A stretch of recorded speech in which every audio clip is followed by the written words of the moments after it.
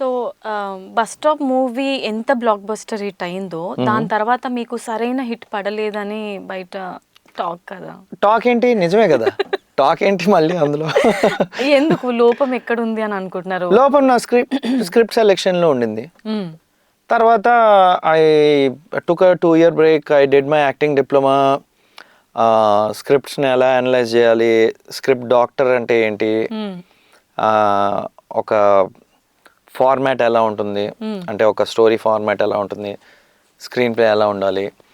I learned a lot of things with in those 2 years of break. తర్వాత I came back and ఇప్పుడు I think నేను maximum మంచి డిసిషన్లు తీసుకుంటున్నాను. ఇప్పుడు story selection లో కొంచెం ఆచితూచి తీసుకుంటున్నారా? అందుకే టైం పడుతుంది. అంటే my films don't release every 2-3 months.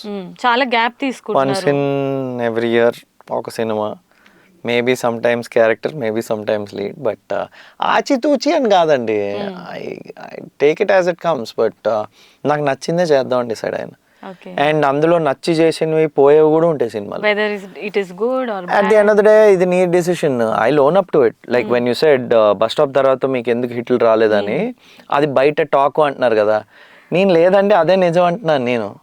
It's fine. అంటే బస్ స్టాప్ తర్వాత నేను శైలజ వచ్చిందండి, అందులో సపోర్టింగ్ క్యారెక్టర్ చేశాను. That was the biggest hit in that year.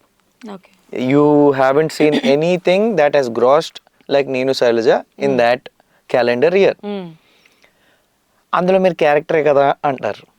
Hey, I was a part of a big film. ఇప్పుడు లాస్ట్ ఇయర్ టిల్లు చేసాం, దానికి ముందు టిల్లు 1 చేసాం. I was part of a big film. I'm an actor and this is where I belong. అంటే అందరితో strategy ఉంటుంది, మీరు ఈ స్ట్రాటజీని ఫాలో చేస్తారు.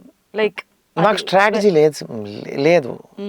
There is no strategy. అంటే ఒక ప్లాన్ అంటూ ఏమి ఉండదు. ఎవరినో వస్తే నరేషన్ కొత్త డైరెక్టర్ అయినా రైటర్ అయినా కూడా I listen to them and I'm like, oh ఇది ఎలా చేయొచ్చు, చేయగలనా లేదా, and something that excites me, నేను చేసేస్తాను అంతే.